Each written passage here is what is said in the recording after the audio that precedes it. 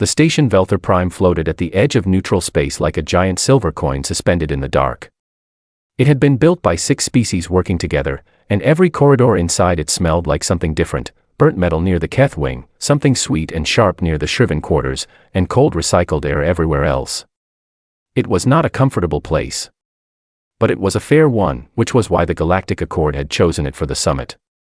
The summit was supposed to be about weapons. More specifically, it was about limiting them. Every major species in the Accord had agreed to come and show what they carried, sign a few documents, and promise not to point the worst of it at each other. It was the kind of meeting that happened every few decades, and it rarely changed much. But it made everyone feel better about themselves, so they kept doing it. Colonel Daniel Carter stood near the back of the main hall and watched the other delegations file in. He was a tall man with a plain face and brown eyes that did not move much. He had short dark hair going gray at the sides and a uniform that fit him exactly right without being showy about it. He had been in the Earth military for over 20 years, and he had the kind of stillness that only came from spending a long time in situations where moving fast could get you killed. Next to him stood Ambassador Laura Bennett. She was sharp-faced and calm, with pale hair pulled back neatly. She carried a small data pad and almost never looked at it, because she had already read everything on it twice before leaving the shuttle. She had been Earth's senior diplomatic voice in Accord spaces for 6 years, and she was very good at listening to things people said without letting her face react. The hall filled slowly. The Shriven delegation came in first, tall, thin beings with long necks and pale skin that shimmered faintly under the lights. They moved like they owned whatever room they walked into. Behind them came the Keth, who were broad and heavy, with thick plates of natural armor across their shoulders and chests. They walked in pairs and spoke quietly to each other without looking at anyone else. The Vorith came last, smaller than the others, quick-eyed, always watching. High Consul Erin Voss led the Shriven group. She was older than most of her delegation and wore a layered robe that shifted color when she moved. She had a long, thin face and eyes that were slightly too large, giving her a permanent look of mild surprise. She was not surprised by anything. She simply looked that way. Drav commanded the Keth representation. He was one of the biggest Keth Daniel had ever seen, with a scar running from his jaw down below his collar. He had fought in 3 border conflicts and made sure everyone in the room knew it within the first 10 minutes of arriving. The demonstrations began after the opening ceremony, which was long and involved several speeches no one fully listened to. Each species was given time to show what their military carried. The Shriven went first. Their soldiers brought out plasma rifles that glowed a soft blue and fired beams that cut through demonstration targets with a clean hiss. The weapons were elegant. Quiet. They left no mess, and the aliens watching them nodded with approval. The Keth went next. Their weapons were bigger and louder, built for force rather than precision. Heavy pulse cannons and energy shields that lit up the room when they activated. Drav stood with his arms crossed and watched his soldiers perform with open satisfaction. The Vorith showed a series of compact, multifunction devices that could shift between energy modes depending on the target. Their scientists explained the mechanics in detail, and several Accord observers leaned forward with genuine interest. Then it was Earth's turn. 2 human soldiers wheeled in a plain metal cart. On it sat a row of items that looked almost embarrassingly simple next to what had come before. There were rifles, long, black, made of steel and polymer. There were several rectangular blocks of shaped explosive, olive green and dull. There were artillery shell casings lined up in a neat row. There was a spool of wire. A detonator box with a single red switch. And a handgun in a plain holster, set to the side like an afterthought. The Shriven began to murmur before the human soldiers had even finished setting up. Kevin Walsh, the weapons technician who had traveled with the delegation, stood beside the cart without speaking. He was a medium-built man with calloused hands and a steady gaze. He did not look embarrassed. He had been told not to explain anything unless directly asked, so he waited. High Consul Erin Voss tilted her head and studied the display for a long moment. Then she said something to the delegate beside her. The translator in Daniel's ear rendered it a second later. She had said that she thought the humans were joking. Drav did not try to be quiet about it. He made a sound deep in his chest that his translator rendered as laughter, and he leaned toward the Keth officer beside him and said that humanity was still using chemical reaction toys while the rest of the galaxy had moved on. He said it loudly enough that several nearby delegates heard it and their expressions shifted in the same direction, somewhere between amused and pitying. One of the Vorath observers asked, through the official translation channel, if these were actually Earth's current service weapons or if this was a historical display. Laura Bennett answered that one herself. She said they were current. She said it pleasantly, without any sharpness in her voice. The murmuring got worse. An Accord journalist embedded in the observer section, a Shriven with a small recording lens mounted near its left eye, turned the lens slowly across the human weapon display. Daniel noticed. He did not react. Kevin demonstrated the rifle. He loaded it, raised it, and put a round through the center of a standard demonstration target at the far end of the hall. The target rocked. There was a sharp, flat crack of sound that bounced off the high ceiling and made several of the lighter-built delegates flinch. The Keth did not flinch. They did not look impressed either. The shaped charge was shown undetonated. Kevin held it up, explained the placement points, and set it down. Drav made another comment. His translator produced the words, "a rock on a string," and several of his aides made sounds that were clearly the Keth version of amusement. Daniel Carter watched all of it. He stood with his hands behind his back and his face neutral. He looked at Erin Voss when she smiled. He looked at Drav when he laughed. He looked at the Vorath observer who had asked whether the weapons were a historical display. He did not write anything down. He had a very good memory. When the demonstration ended and the cart was wheeled back out, the hall moved on quickly to the next item on the agenda. The human display was already being treated as something to skip past. A small awkwardness. A curiosity. Several delegates were already looking at their data pads. Laura stepped close to Daniel as the next speaker took the floor. She spoke quietly without turning her head. She said that went about as expected. Daniel said yes. She asked if he was going to request the follow-up slot. He said he already had. He had submitted the request 3 minutes ago from his pad while standing at the back of the room. He said they had been granted a second demonstration window before the summit closed. Laura nodded once and looked back at the speaker. Daniel looked at the empty space where the cart had been. He thought about the faces he had seen laughing. He thought about the journalist with the recording lens. He thought about Drav's translator rendering the words, "chemical reaction toys," in a flat, bored voice. He thought about patience.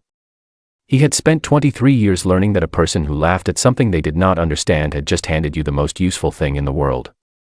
He put it away quietly and waited for the summit to continue. The clip spread fast.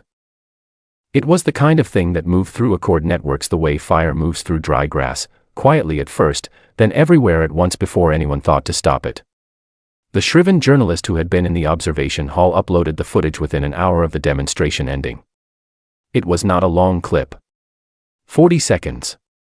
It showed the human cart being wheeled out, Kevin Walsh standing beside it, and then the hall full of alien delegates reacting. The camera had caught High Consul Erin Voss mid-smile. It had caught Drav leaning toward his aide. It had caught the Vorath observer asking through the official channel if the display was a history exhibit. The clip did not show Daniel Carter's face. He had been standing at the wrong angle. Or the right one, depending on how you looked at it. By the time the summit moved into its second day of sessions, the footage had been viewed across 17 Accord member networks. Shriven commentary channels ran it with a graphic that read, "Earth's Finest."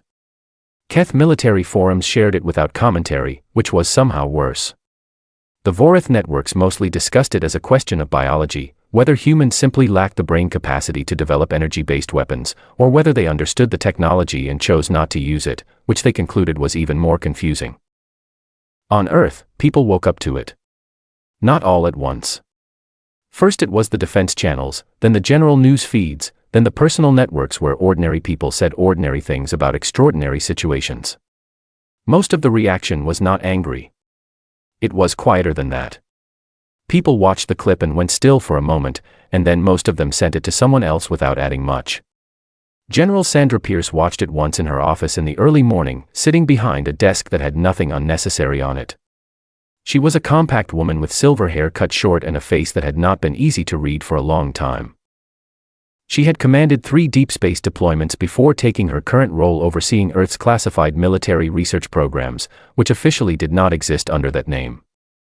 She watched the 40-second clip and then set her pad face down on the desk. She called 4 people. Those 4 people called others. Within 2 hours, a closed meeting had been scheduled in a room that was not on any building directory. 12 people sat around the table. They were not all in uniform. Some were scientists. One was a woman named Amy Grant who ran logistics for a program so classified it did not have a public budget line. She had short red hair and wore civilian clothes and had the calm expression of someone who had been thinking about this day for several years. Sandra did not open with a speech. She pulled up a file on the central display. The file was labeled with a string of numbers and had no title. She let everyone look at it for a moment, the summary page, the category headers, the classification tier at the top that was above what most people in the room had seen before, and then she said one sentence. She said, "Open it." No one spoke for a while after that. Meanwhile, back on Velther Prime, the summit continued. Drav gave a secondary briefing on Keth military doctrine that lasted 2 hours and involved a great deal of emphasis on forward aggression as a stabilizing force. Several delegates looked tired by the end. Laura Bennett sat through all of it and took notes on her pad, though the notes had nothing to do with Keth doctrine. She was tracking patterns. Who talked to whom during the breaks? Who laughed loudest during the replay that one of the Vorith delegates had started running on a corner screen as background entertainment during a reception the previous evening? She was building a picture. She was good at that. A shriven media personality, not a journalist but an entertainment commentator with a large following, published a longer piece that used the human display as the opening of a broader argument about species development tiers. The piece suggested that some civilizations joined the Accord before they were truly ready, and that this created awkward situations for everyone. It was widely shared. It was written with the kind of politeness that made it worse than something openly rude. Drav gave a short public statement the following morning. He said, on record and through official channels, that Earth forces would not survive 3 days in a conventional engagement against any top-tier Accord military. He said this not as a threat but as an assessment. He said humanity's attachment to projectile-based weapons was a cultural curiosity that the Accord should document before it inevitably disappeared.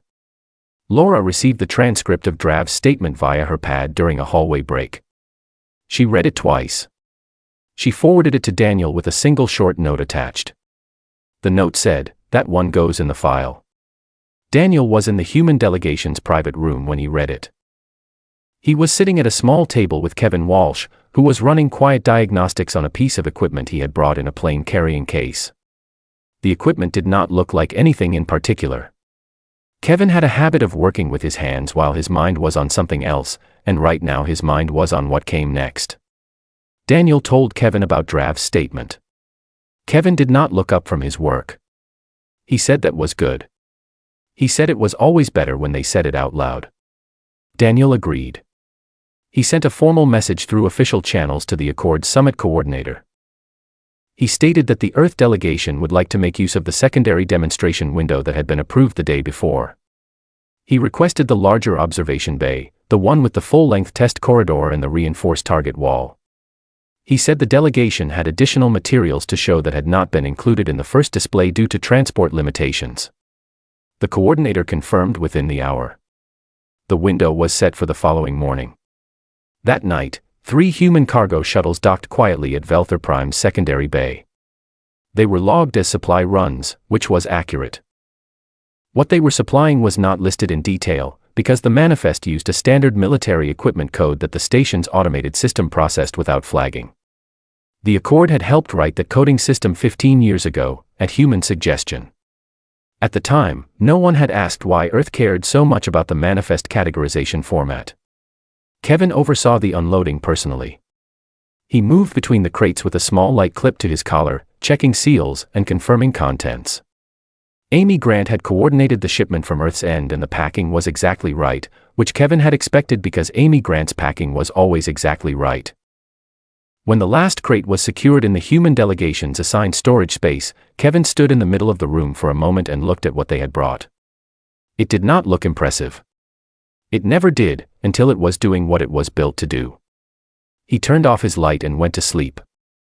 In her room down the corridor, Laura Bennett sat at her small desk and finalized the language for Earth's formal request regarding summit terms. She was not rushing it. She wanted every word to be right, because she intended to submit it the morning after the demonstration, and by then the room would be in a very different mood than it was now. She had seen the clip too. She had watched it 3 times. Not because it made her angry. She had moved past that quickly. She had watched it because she wanted to remember exactly what the room looked like when the aliens were still certain they understood what they were dealing with. She wanted to remember, so she could compare it to what the room would look like tomorrow. The larger observation bay on Velther Prime was shaped like a long rectangle, with tiered seating along both sides and a reinforced test corridor running down the center. The walls were rated for high-energy discharges. The floor was sealed composite. The target fixtures at the far end were mounted on a sliding track system so they could be swapped and replaced without anyone entering the range. It was a serious room. It had been used for serious things. It filled quickly that morning. Word had moved through the station the way it always did, through aides talking to aides, through corridor conversations picked up by sharp ears, through the simple fact that when the humans formally requested the large bay and listed their setup time as 4 hours, people got curious. The first demonstration had been entertainment. This one felt like something else, though no one could have explained why. It was a feeling more than a thought. A slight change in the air. Drav arrived with his full Keth contingent. He took a front row position on the observation tier and sat with his arms resting on his knees, forward-leaning, the way Keth did when they expected to watch something. He had told 2 of his aides that morning that this would be funnier than the first time. He still believed that. High Consul Erin Voss came with 4 members of her inner staff. She was dressed more formally than the day before, which was interesting. She did not sit immediately. She walked the length of the observation window first, looking down at the test corridor below, where human technicians were still moving equipment into place. She studied the setup for a long moment. Then she sat. The Vorith came in a group of 7. They were quiet as always, spreading out along the upper tier. Several of them had personal recording devices that they did not try to hide. Laura Bennett stood near the back of the observation level with a small group of Accord officials who managed Summit logistics. She was not watching the corridor below. She was watching the audience. At the floor level, inside the test corridor itself, Kevin Walsh moved between the setup stations with 2 human soldiers who wore plain fatigues and worked without speaking much. They had practiced this arrangement 6 times before leaving Earth and 3 more times in the shuttle bay 2 nights ago. Everything had a position. Nothing was placed carelessly. The equipment looked wrong for the room. That was the first thing people noticed. The bay had hosted Shriven plasma ray tests, Keth pulse cannon demonstrations, a Vorith multi-mode emitter sequence that had left scorch patterns on the wall that maintenance still had not fully removed. The equipment that Kevin and his team were setting up looked like it belonged in a different era. Heavy, manual, mechanical. Some of it had visible wear marks. One of the devices had a weld seam along the side that had been done by hand. Erin Voss leaned slightly forward and studied the equipment through the observation glass. She said something quiet to the aide beside her. Her translator was on a private channel, so Daniel did not hear what she said. But he saw her expression, and it was not the amused one from the day before. It was the expression of someone who had just noticed something they had not expected to notice, and did not yet know what to do with it. Daniel stood at the center of the observation tier. He had a small earpiece and a pad, but he did not look at either. He waited. Kevin's voice came through the earpiece. He said they were ready. Daniel nodded once toward the floor. The first demonstration was the rifle round. Not a display round. Not a demonstration-grade reduced-load cartridge. A full-service round from Earth's current infantry rifle, fired at a target positioned 60 meters down the corridor. The target was not a standard soft demo board. It was an Accord-rated hull panel, the kind used in actual Starship construction, rated to withstand sustained mid-tier plasma fire. The rating specification was displayed on the screen above the target for the audience to see. Every delegate in the room had worked with material like that or knew someone who had. They understood what the number meant. Kevin raised the rifle, settled his stance, and fired. The sound was enormous in the enclosed space. Several of the smaller Vorith observers flinched hard. Even some of the Keth shifted in their seats. The crack of the report bounced off the composite walls and faded. The whole panel rocked on its mount. A clean hole had been punched through the center of it. The room was quiet. Kevin lowered the rifle. One of the soldiers beside him removed the panel from the mount and held it up toward the observation glass. The hole was tight and precise. The edges had not melted or burned. They had simply been pushed aside and through. The round had entered and exited in a straight line at a velocity that the Accord's own sensor readout, displayed on the side screen, had struggled to track before it connected. Drav said nothing. One of his aides pulled up something on a pad and showed it to him. He looked at it. He looked at the panel. He looked at the readout screen. He said nothing. Kevin set the rifle down and moved to the second station. The shaped charge was next. He held one up so the observation tier could see it clearly, olive green, rectangular, roughly the size of a thick book. He explained the placement points without using complicated language.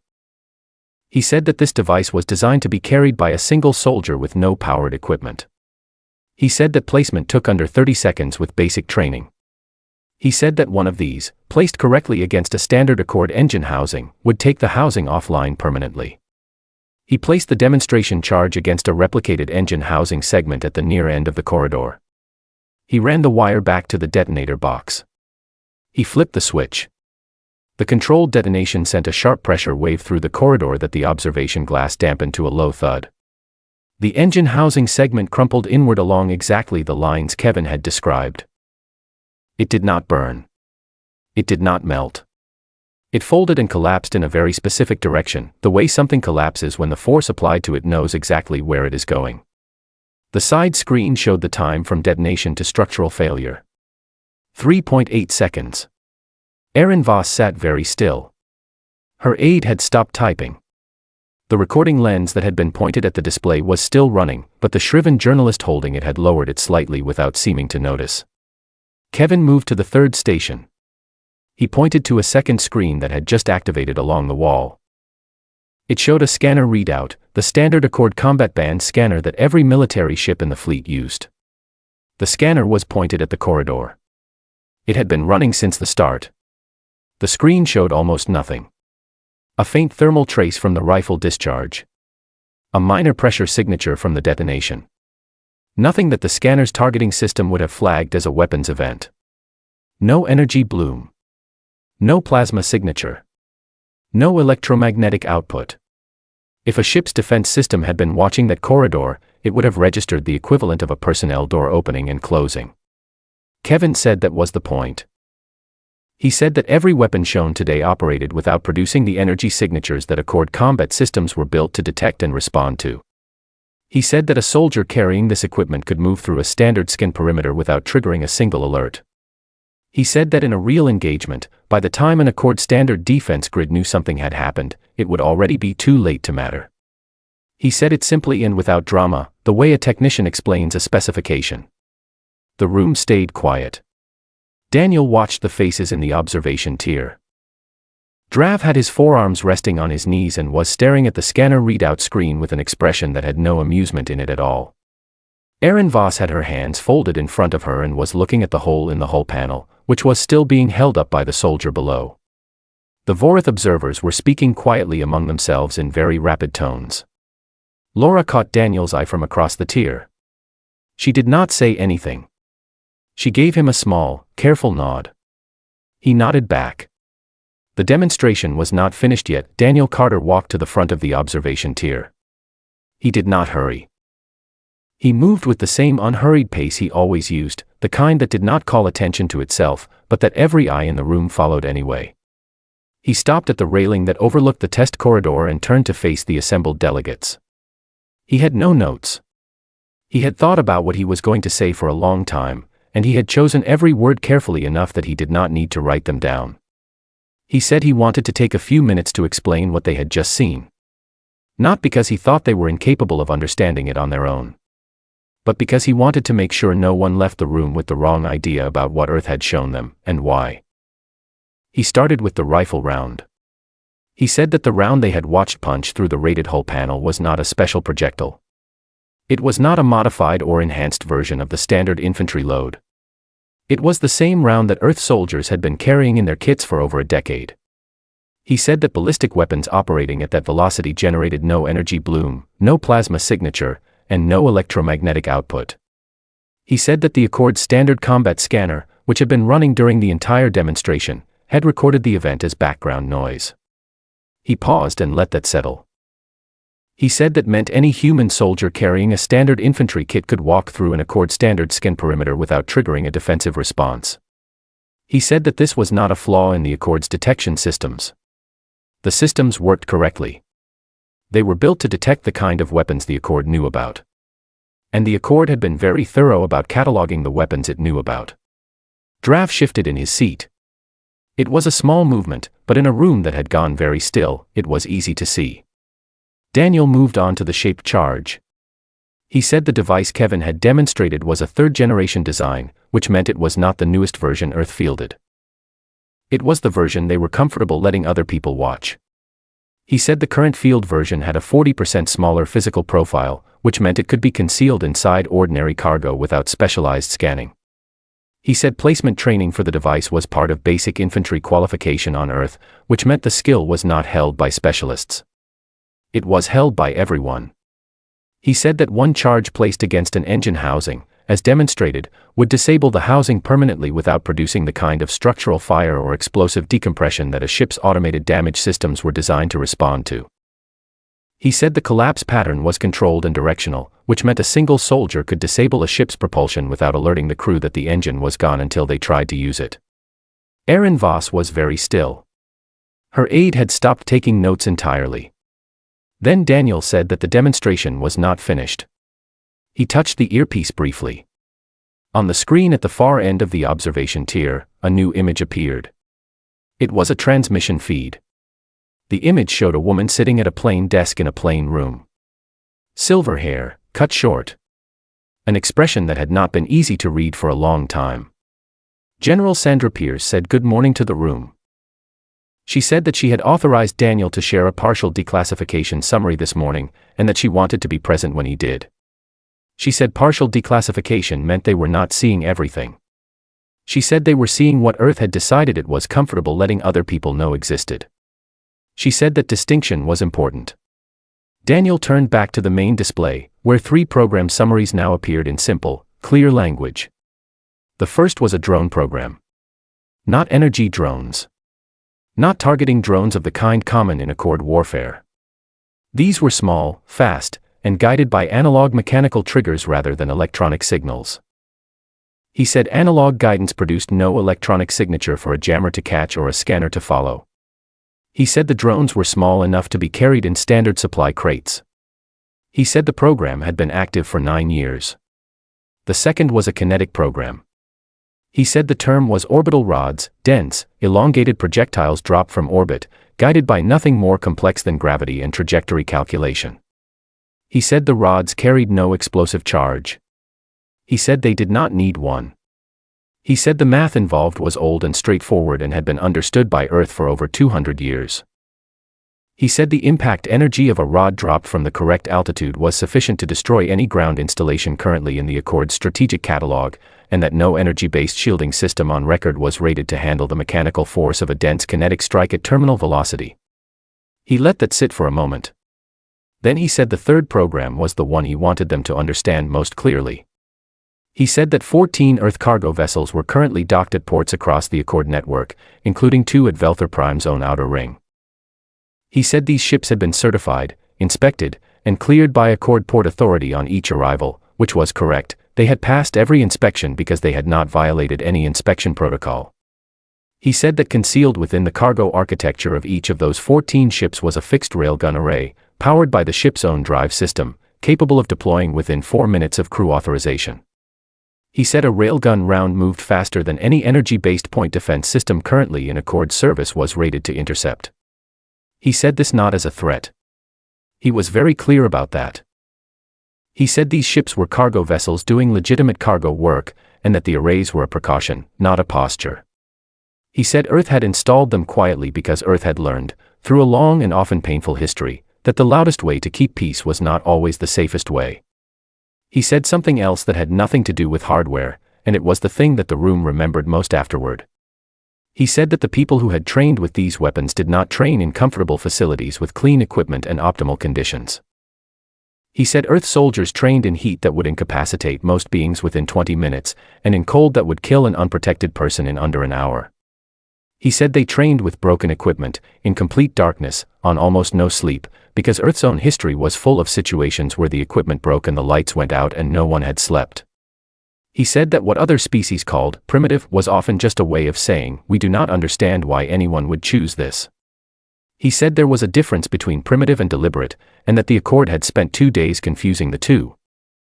He said that Earth had brought the weapons it brought to the first demonstration because they were the weapons Earth trusted most in the worst conditions. He said trust was earned through failure, not comfort. He said a plasma rifle that stopped working when its power cell cracked in sub-zero temperatures was a beautiful piece of technology. He said a steel rifle that still fired after being dropped in mud, frozen overnight, and picked up the next morning was something else. He said the Accord could decide what to call it. The room was very quiet.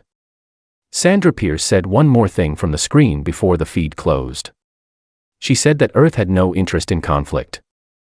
She said that had been true for a long time and would continue to be true. She said that what Earth had an interest in was not being dismissed at the table where decisions were made, and that it hoped this conversation helped clarify the difference between being quiet and being weak. The feed closed. Daniel stepped back from the railing. He looked at Drav. Drav was looking at the scanner readout screen, which was still showing the near-zero signature data from the demonstration. He was not looking at anything else. He looked at Erin Voss. She had her hands folded in front of her and her face was composed, but her eyes had moved and they were not moving back. She was looking at Daniel with an expression he had not seen from a Shriven before. It was the expression of someone recalculating. He looked at the Vorith observers. Several of them were speaking very rapidly in low voices. One had pulled up a second pad and was typing something that looked urgent. Laura Bennett appeared at his shoulder. She did not say anything for a moment. She watched the room the way she always watched rooms. Then she said that Sandra had timed the third point perfectly. Daniel said Sandra always timed things perfectly. Laura said she was going to finalize the treaty language tonight. She said she expected it to go through quickly. Daniel said he expected so too. He looked at the test corridor below, where Kevin Walsh was quietly covering the equipment with plain canvas sheets. Kevin moved the way he always moved, without rushing, without looking around to see if anyone was watching. He had done his part and now he was putting things away. Daniel thought about the 40-second clip. He thought about the words, chemical reaction toys, in a flat translated voice. He thought about the journalist's recording lens dropping a few degrees when the scanner showed nothing. He thought about what Sandra had said in the closed meeting. She had said that the real question was never whether Earth could fight. The real question was whether Earth had managed, for long enough, to make everyone else forget to ask. He thought they had managed it very well. The summit did not end with ceremony. There was no closing banquet. No formal group portrait in the main hall. No extended farewell speeches from delegation heads. The Shriven filed out of the observation bay first, quietly, in a way that felt very different from how they had filed in. The Keth left without grouping together first, which was unusual. They almost always moved in close formation, a habit from their military culture. That morning they went in ones and twos, which meant the conversation between them had gone somewhere private and internal. Drav was the last Keth to leave the observation bay. He paused at the door and looked back at the test corridor below for a moment. The canvas sheets were still over the equipment. Kevin Walsh had gone. The room was empty except for an Accord technician replacing the hull panel on the target mount. Drav watched that for a few seconds, the technician lifting the damaged panel down, turning it in his hands, looking at the clean hole through the center of the rated material. Then Drav left without saying anything to anyone. The treaty revision process moved faster than any Accord Arms summit had ever moved before. The standard timeline for post-demonstration review was 3 weeks minimum, followed by a drafting period, followed by 2 rounds of member feedback. The revision Laura Bennett submitted cleared review in 4 days. There was 1 round of feedback, and the feedback was light. 2 minor wording changes in the preamble. Nothing substantive. Earth's terms went in as written. Laura submitted the final documents from her room on Velther Prime the evening before the delegation was due to leave. She sat at her small desk for a long time after confirming the submission, not reading anything, not working. She had a view through her room's narrow porthole of the outer ring where some of the Accord vessels were still docked. She looked at the ships for a while. She thought about the 14 human cargo vessels in ports across the network. She thought about what was inside them. She thought about the fact that no one had known, and that this was not an accident. Earth did not announce the declassified program details publicly.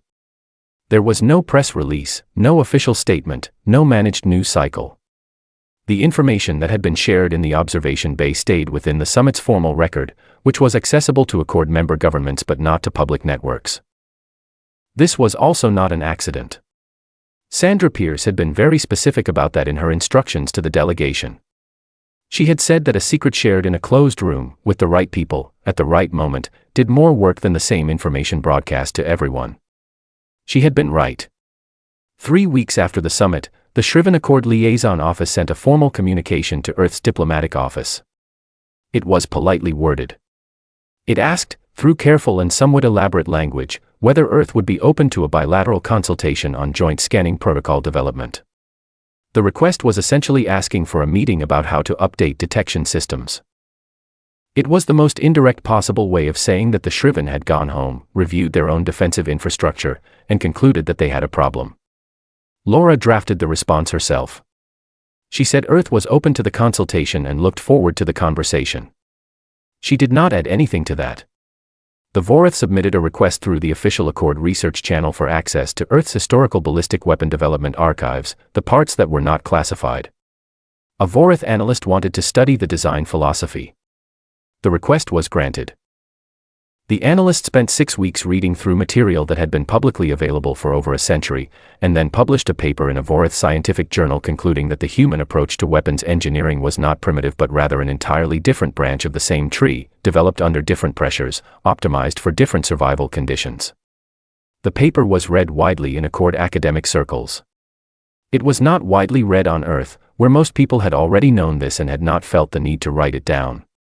Drav gave no further public statements about Earth's military capability. He gave no statements about Earth at all for a period of months.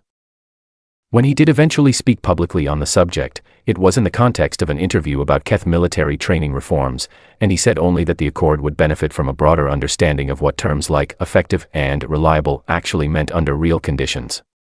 He did not mention the summit. He did not mention Earth by name. Anyone who had been in that observation bay understood what he was talking about. On the shuttle back to Earth's departure point, Kevin Walsh sat across from Daniel Carter in the small crew area behind the main compartment. The shuttle was quiet. 2 of the soldiers who had worked the demonstration were asleep in the back. The equipment was secured in the cargo hold, packed the same way it had arrived. Kevin had been quiet for most of the flight. He was a person who was comfortable with quiet. But after a while he looked up from the diagnostics he had been running and asked Daniel something. He asked why humanity had never shown any of this before. He meant in a broader sense. Not just at this summit. He meant in general, across all the years of Accord membership, across all the reviews and conferences and bilateral meetings. Earth had sat in those rooms for a long time and had shown the same things and said the same things and let itself be categorized the same way. Daniel looked out the small viewport beside him. The station was behind them now, shrinking into the scatter of lights that was the neutral zone. He could not see Velther Prime anymore. He could see the smear of stars and the dark between them, which went on much further than any of them. He said that a weapon you have already shown is a weapon someone has already planned around. He said that from the moment another military knows what you carry, they begin building a counter to it. They adjust their shields, their scanner thresholds, their defensive positioning. They brief their soldiers and update their training and file the information away so that if the day ever comes, they are not surprised. He said surprise was one of the oldest and most honest tactical advantages in existence, and that it cost nothing to maintain as long as you were willing to be quiet. Kevin thought about that for a moment. Then he said he understood the weapons part. He said he was asking about something else. He was asking about the patience. He said most people, or most species, when they got laughed at, did not wait. They reacted. They showed what they had. They wanted the room to stop laughing right then. Daniel turned away from the viewport and looked at Kevin. He said that was the real secret. Not the rail guns. Not the kinetic rods or the analog drones or the charges or any of the rest of it. He said the secret was the waiting. He said that Earth had a long and very full history of being underestimated, and that somewhere along the way its people had learned that being underestimated was not only survivable but useful. He said you could turn it into a resource if you were patient enough. He said patience was not passive. It was one of the hardest and most deliberate things a person could practice, and most people never learned it because it was easier to react. Kevin nodded slowly. He looked down at the diagnostics pad in his hands and then set it aside. He said that was a strange kind of weapon. Daniel said it was the oldest one they had. Back on Velther Prime, a junior Vorath analyst named Soren was working late in one of the station's research offices. He had access to the summit's official recordings as part of his post-event documentation role, and he had been reviewing them methodically since the delegation had left. He was thorough by nature and by training, and thoroughness meant going back to the beginning. He pulled up the recording of the first demonstration. The one everyone had laughed at. He watched it all the way through. Not the 40-second clip that had gone across the networks. The full recording, from the moment the cart was wheeled into the moment the human delegation collected their materials and left. He watched Kevin Walsh fire the rifle at the standard target. He watched the reaction in the hall. He noted the distance. He pulled up the target specification on a secondary screen and compared it to the round's impact data. Then he went back further and watched Kevin set up the rifle. He watched the angle. He watched the stance. He watched the way Kevin exhaled once, slowly, before firing. Then he looked at the target. The round had hit exactly in the center. Not near the center. The exact center. One shot, at range, in an unfamiliar environment, with a room full of people watching and making noise. He ran the coordinates on the target against the point of impact, and the number was so close to 0 that it required a fourth decimal place to find the difference. He sat with that for a long time. Then he pulled up the hall footage again and looked at the delegates who had been laughing, and then he looked at the human delegation standing at the back. Daniel Carter was looking at the hall. Not at the target. Not at Kevin. At the hall. At every face in it. Soren watched that for a moment. Then he closed the recording, opened a new document, and began writing a very different kind of report than the one he had originally planned. He wrote, "They were not showing us what they had. They were watching us react to what they chose to show." He paused. He thought about that sentence for a while. Then he wrote, "We should have noticed the difference.